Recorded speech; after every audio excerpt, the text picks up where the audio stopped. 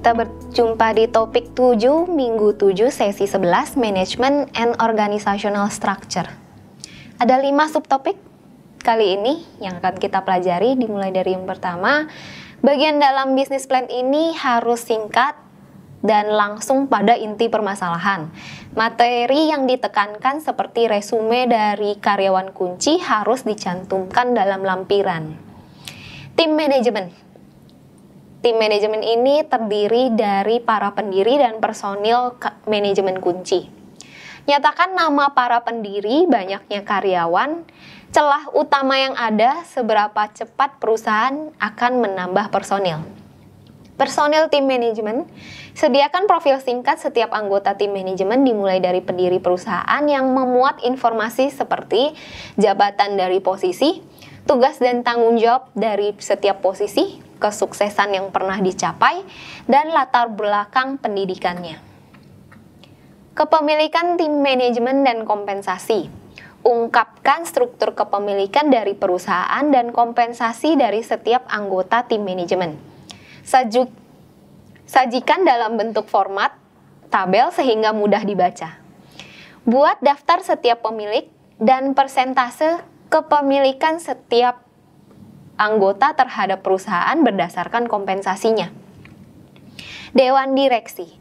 Dewan ini adalah panel para individu yang dipilih oleh pemegang saham perusahaan untuk mengawasi manajemen perusahaan. Secara teknis, Dewan direksi memiliki 3 tanggung jawab: menentukan petugas perusahaan, mengumumkan dividen, mengawasi urusan perusahaan, dan ukuran optimal dari Dewan Direksi adalah 3-5 orang. Dewan Penasehat. Dewan ini adalah panel para ahli yang diminta oleh manajer perusahaan untuk memberikan konsultasi dan saran. Dewan Penasehat dapat dibentuk untuk tujuan umum atau untuk isu spesifik yang dibutuhkan. Tidak seperti Dewan Direksi, Dewan Penasehat tidak memiliki tanggung jawab secara hukum kepada perusahaan dan memberi saran yang tidak mengikat. Profesional lainnya termasuk pengacara, banker, investor, dan konsultan bisnis. Dengan singkat, identifikasi profesional yang ada dan berikan biodata singkat jika diperlukan.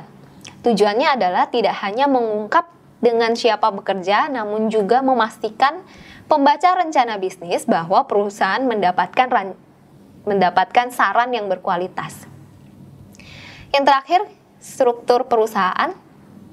Bagian ini fokus pada bagaimana perusahaan distrukturisasi. Penting bagi struktur organisasi yang masuk akal dan dapat menggambarkan garis komunikasi dan akuntabilitas yang jelas.